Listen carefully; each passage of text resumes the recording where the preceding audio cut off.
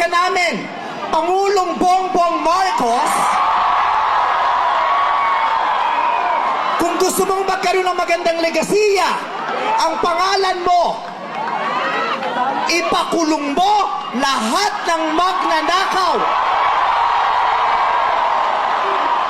Nakatingin kami sa iyo, Pangulong Bongbong Marcos, at inaasahan ka namin, hindi dahil sa idol ka namin, kundi dahil sinaswelduhan ka namin at inaasahan namin na tutuparin mo ang inuutos naming mga employer mo.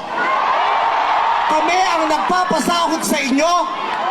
Tapos na ang panahon na natatakot tayo sa gobyerno. Takutin natin ang gobyerno dahil ang kapangyarihan nasa sa atin, wala sa kanila. Nakatingin kami sa inyo. Ipakulong lahat ipakulong.